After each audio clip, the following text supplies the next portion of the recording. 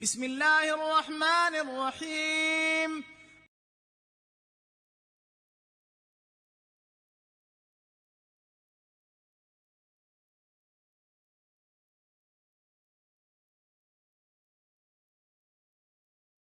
En muchas religiones, cuando nacen, digamos, hay como un periodo formativo en el cual hay varios grupos con diferentes entendimientos que compiten entre sí, y finalmente uno de esos grupos, a veces a través de la política, a veces a través de la presión social, o a veces a través de la economía, o a veces a través de una confluencia de factores, se establece como el grupo verdadero, o la versión ortodoxa, ¿no? Ortodoxia significa la verdadera fe, y las heterodoxias son las fees, las creencias incorrectas, ¿no? El Islam ocurrió exactamente lo mismo, pero de una forma bastante peculiar. Así que hemos hablado de varios grupos marginales, ¿no? Hemos dicho, por ejemplo, en cuanto al decreto de Dios versus libre albedrío del ser humano, tenemos a dos sectas extremas, ¿no? Tenemos a los Qadariyya, que niegan el hecho de que Dios haya decretado nada y atribuyen todo a la libertad del ser humano. Sin embargo, tienes otro grupo que son los Jabariyya, de que los seres humanos realmente estamos actuando bajo una especie de programación del decreto divino y realmente no tenemos ningún poder de decisión. Por otro lado, vemos por ejemplo que los Shia exageraron tanto el rol de los familiares del profeta que eso les condujo a una creencia, a una singular creencia de que los descendientes del profeta, o un grupo de descendientes del profeta, mejor dicho, tenían una especie de rol divinamente señalado e infalible de gobernar a los musulmanes, ¿no? Y de interpretar la religión para ellos con el paso de las eras. Por otro lado, tienes a los Khawarij, que lo que hicieron fue todo lo contrario, es decir, declarar a Ali ibn Abi Talib como un kafir e intentar combatirle, ¿no? Los Shia, por ejemplo, hemos visto que declaran por norma general a los compañeros del profeta como personas que apostataron del Islam por haber rechazado la autoridad de Ali y haber escogido a Abu Bakr como califa. Claro, históricamente, cuando Abu Bakr fue escogido como califa, no había una diferencia de opinión de que si aceptabas a uno eras un kafir, si aceptó. Esto es el producto de una evolución doctrinal que se produjo durante el paso del tiempo y se acentuó más con el martirio de Hussein. Y es importante estudiar la evolución de estas doctrinas para poder entenderlas, ¿no? A veces percibes alguna doctrina como muy extrema, como por ejemplo la doctrina de los Murji'a, de que las acciones y las creencias son dos cosas aparte que no tienen la una que ver con la otra. Tú puedes percibir esta doctrina como muy extrema, pero necesitas entender el contexto en el cual nació. Nació en un contexto en el cual los musulmanes estaban mostrando apoyo a un grupo o a otro de aquellos que combatieron durante la fitna o el conflicto civil que aquejó a los musulmanes. Entonces, ¿qué ocurre? Que hay un grupo de personas que inicialmente lo que quieren es abstenerse de juzgar a nadie, ¿vale? Seguir aceptando a todos como musulmanes.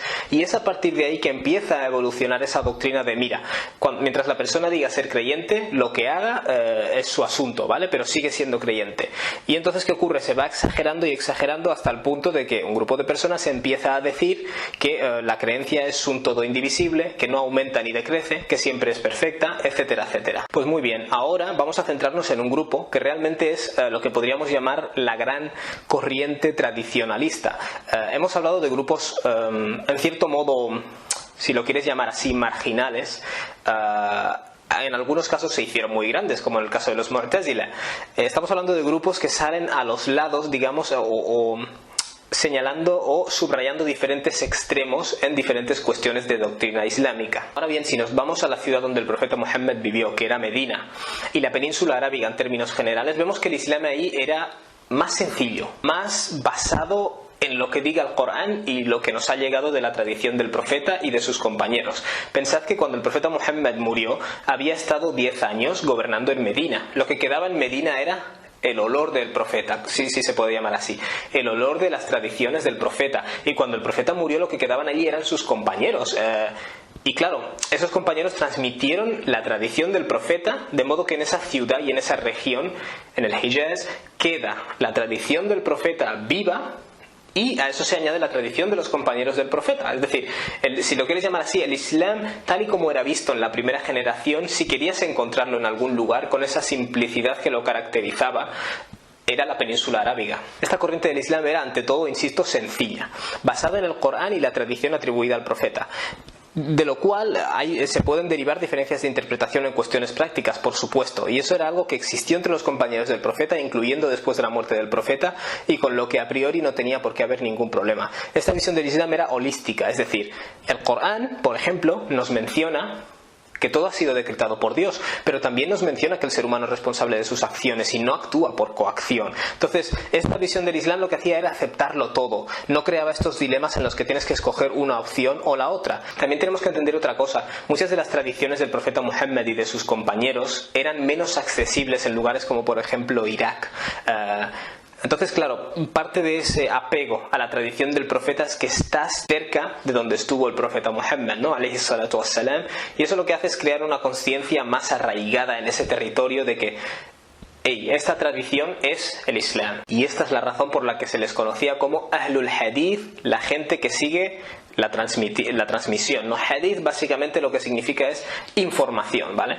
Tenemos a la gente que sigue la información transmitida del profeta, es decir, estas personas tenían el Corán naturalmente, eso se da por sentado, pero además viven recordando cómo el profeta hacía las cosas, todo lo que él hacía, decía, cómo comía, cómo se sentaba, todo eso fue guardado en la memoria de sus compañeros, naturalmente, ¿no? Cuando hay un líder al cual se quiere, y luego esa memoria de los compañeros es pasada a la siguiente generación, y así sucesivamente, ¿no? Es una tradición, es la tradición del profeta, por eso se les denomina Ahlul Hadith, aunque realmente si coges textos de después del año 200 Hijri, es decir, del calendario musulmán, verás que el término Ahlul Hadith y el término Ahlul Sunnah están empezando a ser utilizados de forma intercambiable. Un ejemplo claro de Ahlul Hadith es el Imam Malik. El Imam Malik vivía en Medina, que era la ciudad donde había vivido el profeta unas pocas generaciones antes. Y, por ejemplo, en una ocasión se le preguntó al Imam Malik ¿qué significa esta expresión del Corán?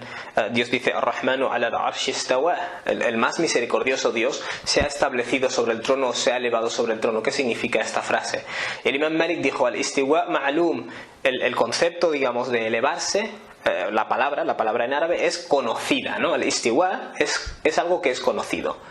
Wal kayfu majhul, pero no obstante el cómo, la modalidad, cómo se produce esto en relación a Dios, digamos, majhul nos es desconocido. Y concluye was-su'al anhu bid'a, preguntar al respecto es una innovación. Es algo nuevo en esta religión. Claro, si te vas ahora al lado de los dialécticos, de los mutakallimun, ellos debaten acerca de cuestiones, y la filosofía es el más claro ejemplo, se debate acerca de cuestiones metafísicas.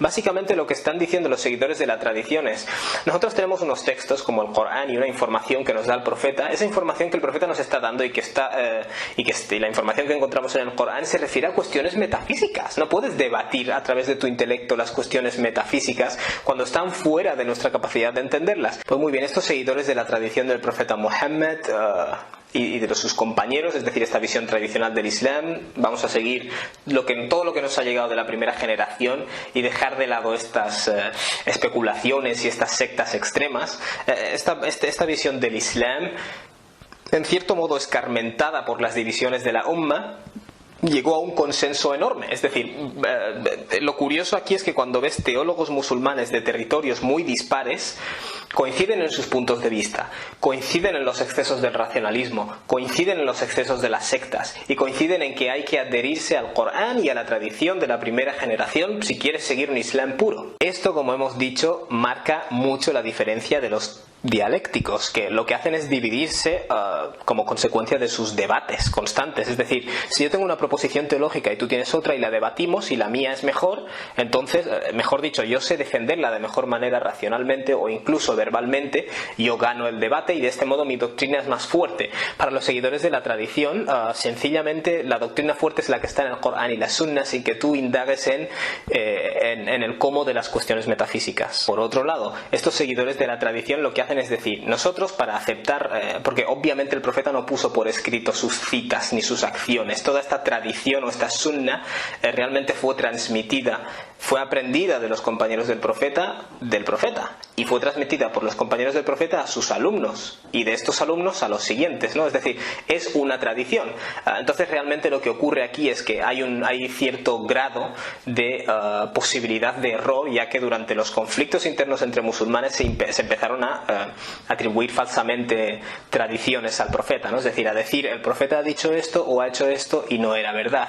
A esto debe añadirse, por supuesto, la capacidad de error humano, ¿no? O la posibilidad del error humano. Entonces los seguidores de la tradición del profeta lo que dicen es vamos a crear o vamos a utilizar un método histórico para analizar la fiabilidad de estas tradiciones que se atribuyen al profeta. No vamos a utilizar nuestro criterio intelectual personal en el sentido de que si una tradición atribuida al profeta o un hadith no nos parece razonable, la vamos a rechazar. No. Si la cadena de transmisión, es decir, las fuentes de esa información nos parecen fiables, entonces lo aceptaremos. Hay que decir una cosa a este respecto. Incluso dentro de Ahlul Hadith, en algunos casos y de una forma muy cauta, se hizo utilización del análisis del contenido de cada hadith en base a criterios racionales, con los medios que ellos tenían. Quiero decir, no es que anularan la razón y el estudio de las tradiciones atribuidas al profeta, sino que daban mucha más credibilidad al estudio histórico de la fiabilidad de la cadena. Y esto para ellos era percibido sencillamente como una forma de objetividad por encima de la subjetividad de las personas que defendían la razón a un punto extremo. Entonces empiezan a componer libros donde los teólogos musulmanes redactan